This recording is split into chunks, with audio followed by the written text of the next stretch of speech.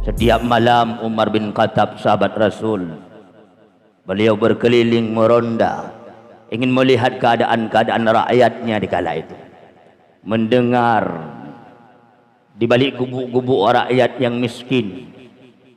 Rupanya Umar bin Khattab mendapati seorang ibu tua sedang menggoreng sesuatu.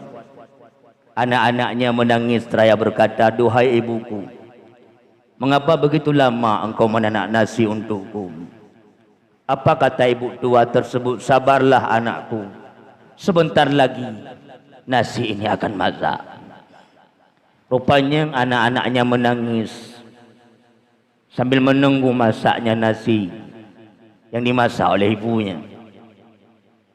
Umar bin Khattab mengetuk pintu, memohon izin masuk. Karena li Umar fikir bahawa dari bunuh gemagun hana masak-masak, maka dia memberanikan diri untuk masuk. Apa yang dilihat oleh Umar? Apa yang dimasak oleh ibu tua tersebut? Rupanya seorang ibu tua tersebut sedang membungkus, menggoreng, merebus batu-batu kerikil keras. Umar pun terkejut seraya bertanya, "Duhai ibu tua, mengapa engkau membohongi anak-anakmu?" "Wahai tamu Allah," kata ibu tersebut, "ketahuilah, sesungguhnya dari pagi-pagi kami tidak makan, kami miskin. Anak-anakku yatim, mereka berpuasa.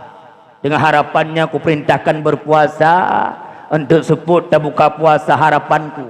Ada orang dermawan yang mau menyedekahkan gandumnya bagiku dan anak-anakku."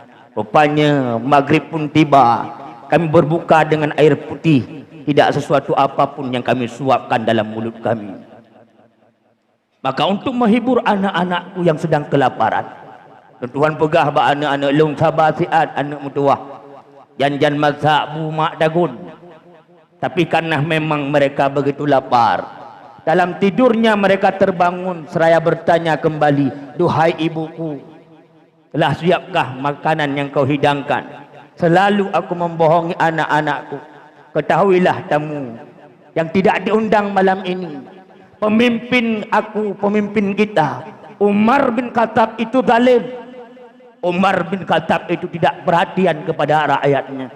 Kami miskin ditelantarkan." Tanpa sadar ibu tua tadi tidak tahu bahasan itulah Umar bin Khattab. Berurai air mata Umar bin Khattab di kala itu. Beliau kembali keluar sampai di Baitul Mal. Dia jinjing satu karung beras gandum. Nepue adeku Umar bin Khattab. Ajudan Umar bin Khattab sibuk di kala itu. Aslam namanya. "Umar, khalifah presiden kami. Bahlung menteng yang tiku gandumnya." Apa jawab Umar seraya marah?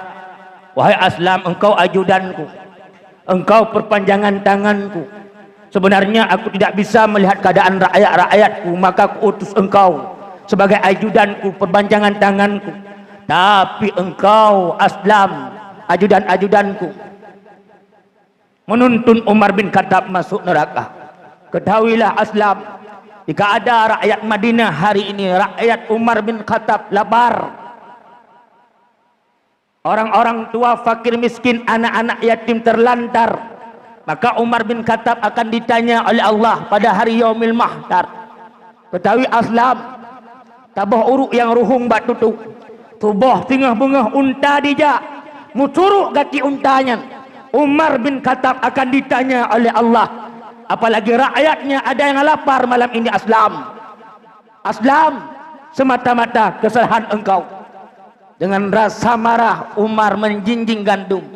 Ia masuk ke rumah janda tua tersebut. Dengan tangannya yang mulia Umar bin Khattab merebus, membantu menanak gandum, nasi dihidangkan kepada fakir anak-anak yatim tersebut. Si ibu tadi